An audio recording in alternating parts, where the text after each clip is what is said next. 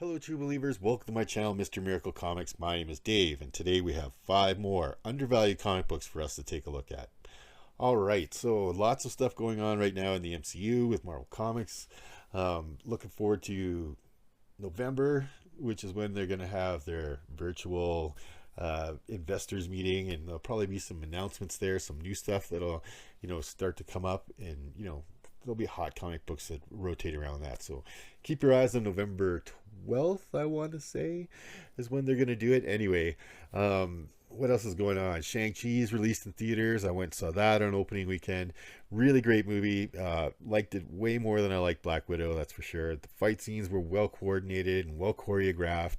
They were long, right, which is what you want to see. I wanted to see Shang-Chi in there, kung fu fighting, and I didn't want a big love story or something out of him.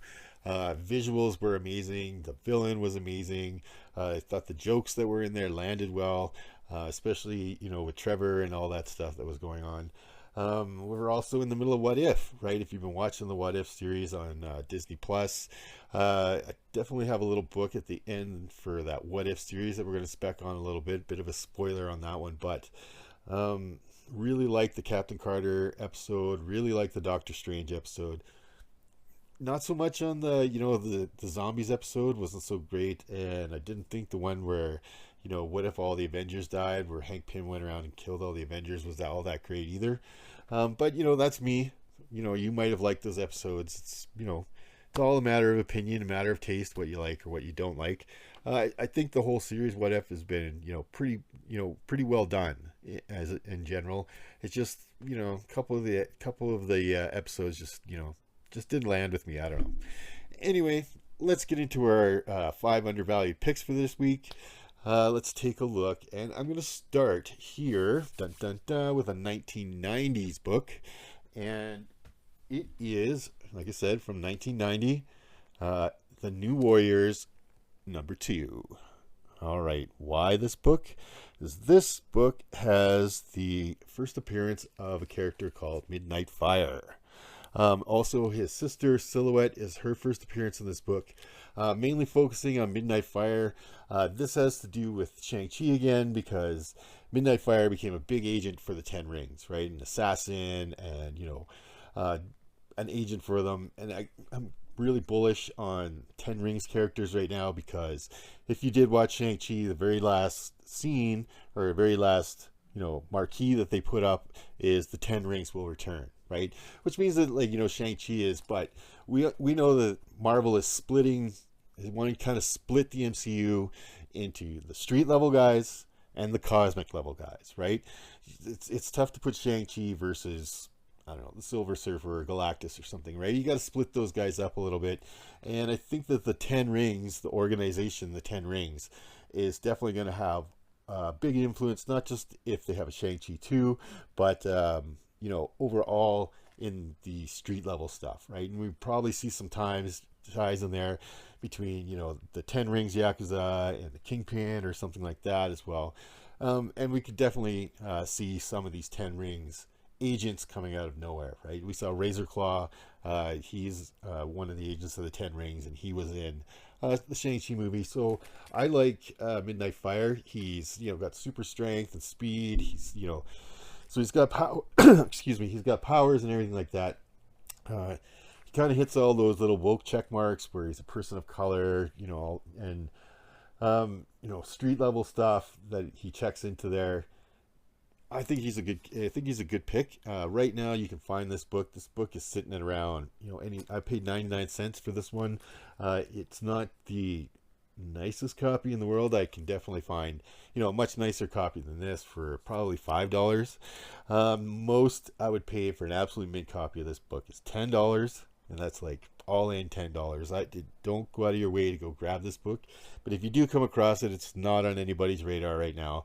So yeah, I kind of like that first appearance of Midnight Fire. I think he has a a good chance of showing up as one of the Ten Rings agents. So and like we said, when we saw that, Razor Claw's first appearance jumped a huge amount when he was there, and he's like not a big character in any way.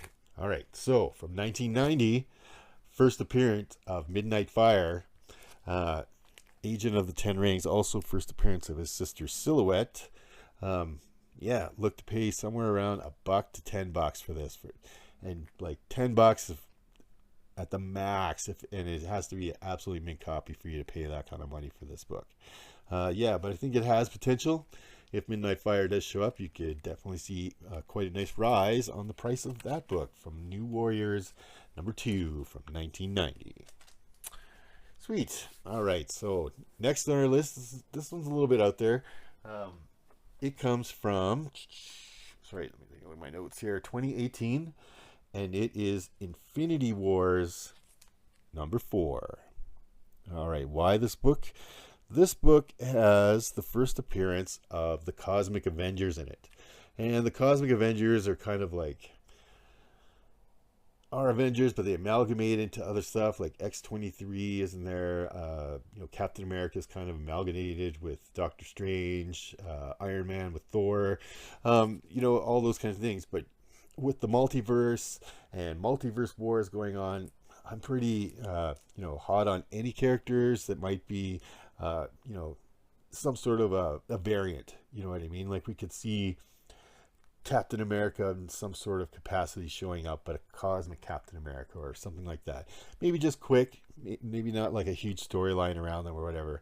But you never know what's going to happen when we're jumping through these multiverse. So the price that you're going to pay for this book, you're looking at $1, right?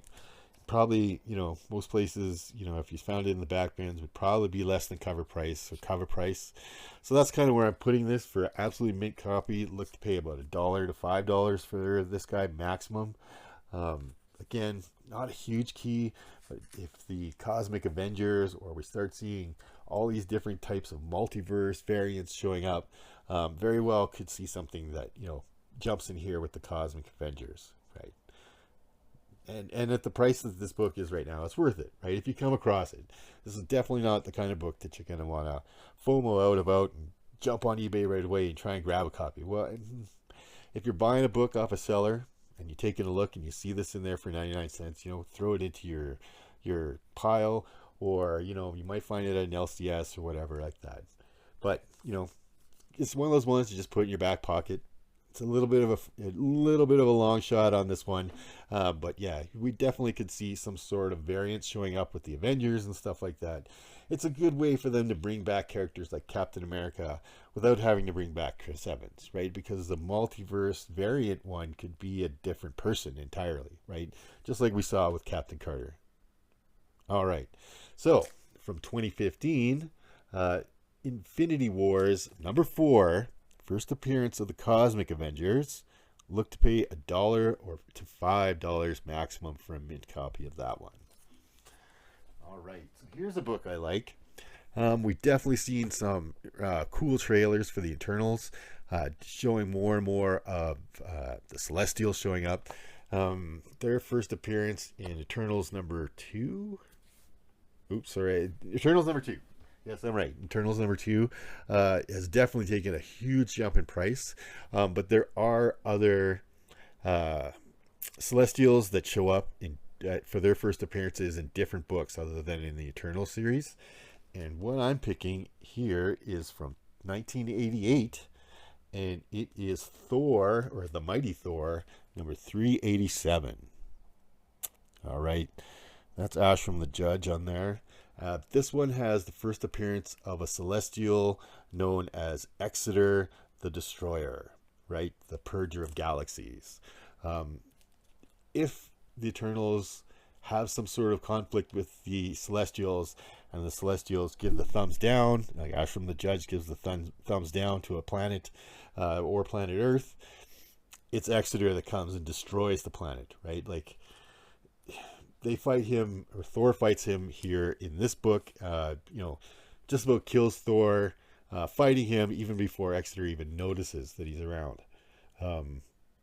We could see Exitar, if there's some sort of like threat going, we could see Exitar as a Celestial show up in one of these movies.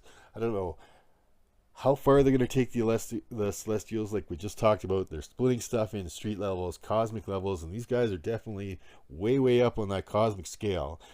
We've seen a little bit of teasers for them.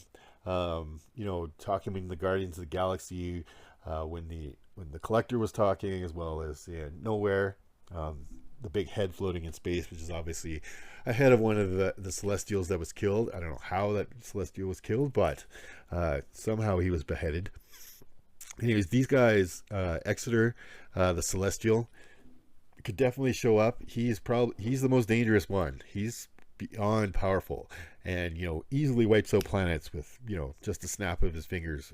I think all of, you know, it would take pretty much every character in the MCU to even have Exitar even notice that they were there. Anyways, definitely one of those Celestials that you could find in a movie. Let's see. First appearance of Exitar goes for, I paid $6 for this one. This is like a really nice mint copy of it. I saw a whole bunch on eBay around the $10 mark or less, right? So I'm going to put the cap on about $10 for a mint copy of this guy. Yeah, I like it, right? And especially a book from 1988. So this guy is like, you know, 30 years old, more than 30 years old. Still cheap, right? And definitely has a character in there that can show up. And if the Celestials, if they keep rolling with that whole Celestial story, you know, if Eternals ends up being a big hit, and they want to do number 2, maybe the Celestials will be like the big bad guys, right? Because, you know, the trailer teased that, you know, it's the Celestials that are keeping the Eternals from interfering in the affairs of mankind unless it has something to do with a deviant. Technically Thanos was a deviant, but only in the comic books. They never mentioned that he was a deviant in the movie, so we'll just go with that. And yeah, but I like this first appearance here, and that is from 1988, The Mighty Thor, number 387. Look to pay somewhere $5 to $10 for a nice copy of that guy. Really great book, great cover on this book too. Okay, so number 4 on our list, and this is a book that I like. It's a DC book, but it's under their Wildstorm publication, which is kind of like, you know, Marvel did Epic kind of deal. Still backed by DC, but a little more independent feel to it, outside of the DC universe, right? No Superman, Batman, or anything exists in the Wildstorm universe. And this book is it comes from 2005, and it is Ex Machina number 12. So if you haven't heard, Ex Machina has been greenlit and is in pre-production right now. Oscar Isaac is producing and starring in it, which is really great. That guy is everywhere, and Oscar Isaac shows up just like everywhere, anywhere. He is like sci-fi king. Him and J.K. Simmons. J.K. Simmons shows up everywhere. Anyway, he's producing and starring in this, and I guess it's a full boil role right now. Of course, number 1 would be the first appearance of, you know, the Great Machine, which is what they're going to call the series. If you know anything, Oscar Isaac did a movie called Ex Machina, which was about him being a genius and building this AI robot, very human-like, and, you know, all the trials and tribulations that, you know, go there. Very good movie. Really like that movie. So they're going to change up the name. They're not going to call it Ex Machina. They're going to call it the Great Machine, which is the main character's superhero name, right? The Great Machine. And his power is he's able to talk to machines, all machines, simple machines, everything. I mean, the more simple they are, they're just too dumb for him to talk to you, but there's a whole bunch of stuff that goes on. I really, really like this series. I've had this series in my collection for quite a while, right? And yeah, I'm glad that they're going to make it into something, and they're actually going to back it. However, here in number 12, we have one of the major villains that shows up, and his name is Automation, right? And he was kind of made by the Great Machine accidentally, but he goes around and like he's a vigilante, but he's like killing all these guys. And, you know, so the Great Machine ends up saying, yeah, I can't have this murdering guy, you know, saying that I created him, killing all these people, and it became a big thing, and he's one of the main villains. And I could definitely see Automation showing up as a villain in the live action show that they're going to do. His first appearance shows up here in number 12. It's from 2005. This book is way under everybody's radar still. I couldn't tell you what I paid for this because I've had it for so long, but I did go on eBay and take a look.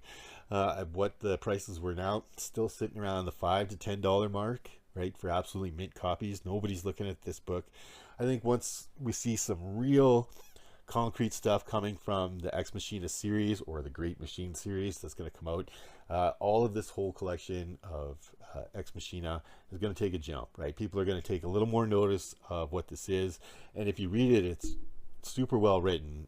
One of Brian K. Vaughan's best ones. Tony Harris illustrations in this book are top notch. I think it's undervalued just in general because of it is a really, really great series. Anyway, they're going to make it into a live action movie, and very good chance I feel that Automation will be one of the villains. There's a few villains in this series. We'll spec on some of those other ones later, but I think Automation would be a really, really cool villain, and something that would play on the characters, on the main characters, you know, morality and, you know, sense of guilt and stuff, because Automation was basically created because of his powers and stuff, right? And now he's going out and he's killing all these people, and yeah, it definitely sets up a whole story arc with the Great Machine. And yeah, his first appearance shows up here, right? It's from 2005, Ex Machina number 12. First appearance of the villain Automation. Look to pay $5 to $10 for an absolute mid copy, and I would grab a copy of this if you're out looking for it. Just, you know, I think that, you know, with Oscar Isaac producing it, and I think they're putting a lot of money behind it, right? So it could very well turn out to be, you know, quite a popular series, and I'm going to see all those Ex Machinas, those early Ex Machina books, jump in price. You've already seen number 1 jump up quite a bit. That used to be a $1 bin book for, or at least cover price at most LCS. Now I've seen it actually pulled out of the shelves and put on the wall. Never thought I'd see that, but there it is, right? Glad that it's happening. All right, so moving along, we'll do number 5, and I like this one, and it still goes way under people's radar, and it's from 1988 again, and it is the X-Men Annual number 12. Part of the Evolutionary War. We all know that the High Evolutionary is a hot character right now. His first appearance is jumping up in price fast, right? And spiking. This book has his origin story in it. This has the origin. He kind of tells the X-Men, you know, where he came from, what he's doing, you know, all of that kind of stuff here. Well, at least it really expands on his origin here. Super cheap book. Nobody's looking at this book still. Looking on eBay today, I could see a bunch of them going for around the $1 to $10 mark. I paid $5 for this one out of my LCS. They weren't even looking at this as well. All the 1988 annuals from the different series that they were putting out, comic book series they were publishing at the time, all have to do with this crossover event, the Evolutionary War and the High Evolutionary. So I'm going to take a look into those, see if there's anything else that kind of pops out with that Evolutionary War stuff. But this one definitely has a big part of his origin story, and I think is way undervalued. If the High Evolutionary actually shows up, we may have to wait around till Guardians of the Galaxy 3, which I believe is in pre-production still. They definitely haven't started filming that, but James Gunn is back at Marvel. Now that Suicide Squad is over for him with DC, he's back at Marvel working on Guardians of the Galaxy 3, which he's contracted to do. He has to do that. Yeah, hopefully he puts a lot of effort into it. Hopefully we're going to see Adam Warlock in Guardians of the Galaxy 3. I'd love to see Adam Warlock. And there's been lots of rumors about the High Evolutionary being a big part of that story. And possibly other stories in the MCU as well. So, from 1988, it is the Uncanny X-Men Annual number 12, part of the Evolutionary War. Origin story of the High Evolutionary, and look to pay about $1 to $10 for that guy. All right, so I've been digging around. I've been reading a bunch about what if, if you're like me, you're a comic collector and a speculator, you got to dig. You got to get that information before the next guy does, right? Because more people that have that information before you, the price of those comics are going to go up. So I dig around, and I pick out the gems that I think you guys are interested in. that's kind of where we got with this guy here. So this book was dollar bin fodder forever, and probably still is. And I know I didn't pay more than $1 for probably the whole series. And it comes from 1982. It is Marvel's first ever limited series, that officially limited series that they came out with. And it is Contest of Champions limited series. So my understanding and the big rumor is that this is going to be the final episode of What If, right? Once they put out the trailer, which they'll always drop the trailer in the Marvel's YouTube a week before, right? So they'll put a teaser trailer up for what the next week's episode is right after that week's episode comes up, right? So you'll get a little bit of a teaser trailer if you go on YouTube. This one, there's still a few episodes left, so this one doesn't have its teaser trailer up yet, but it will. I think is a really solid. The guy I was reading this from, he had already predicted, about 95% accuracy, all the other stuff, and I know that blog was put out a long time before What If was published. So he was speculating that Contest of Champions, or he was saying that Contest of Champions is the final episode, that they're going to pull characters from the other What If, episodes and bring them in. The collector is going to, or the Grand Champion is going to bring them in there, or the Grandmaster, the Grand Champion. The Grandmaster is going to bring him in there and pull off the full Contest of Champions, right? And like I said, this is dollar bin fodder still. For the whole series, you're looking to pay maybe $1 to $10 max. That's about as much as I would pay for this whole series, if even that, if you already don't even have it. Like I said, it's also a little bit undervalued because it is Marvel's very first limited series ever, right? I mean, officially, right? There was a couple limited series that were limited series, or officially labeled as limited series. The Human Torch, it wasn't really a limited series because it was just reprints of the first Strange Tales stuff. Anyway, officially this is the first limited series that Marvel ever put out. Anyway, yeah, and that's the big rumor, is that this is going to be the final episode of What If, right? So the moment that trailer drops for this, I would expect to see that these comic books, I wouldn't say they're going to go ballistic. I'd say that they're going to take a jump, and you're going to see on eBay that they're going to go from $10 to $20, or $10 to $25, or something like that, right? Or $1 or $2 to 15 or 20. Which is good. Like, if you, in those kind of terms, if the money you put in, if you were a flipper and you wanted to like try and flip these, I would put them up the last week of What If, put them up for $20. Everybody will think you're crazy, and all of a sudden you're going to sell as soon as that thing's going to drop. Anyway, that's what the rumor is. I believe it. I think this is a good pick here. Like I said, dollar bin fodder forever. So from 1982, our sixth sort of spoiler pick of the day, and it is Contest of Champions limited series, Marvel's first official limited series, right there. Yeah, look to pay about $1 to $10 for the 3 of those together. There's only 3 issues in that limited series, right? Sweet. So that's been today's show. I appreciate everybody that took the time to watch. Of course, I'll be back again soon with more undervalued picks out there. Keep your nose to the grindstone and keep on looking for those comic books, guys. They're out there. There's so many undervalued comic books still out there that we haven't picked up yet. Years worth of this show to go. No problem. All right. So reminding everybody, Wednesdays are new comic book day, but every day is old comic book day. This has been Mr. Miracle Comics. I'll see you guys next time.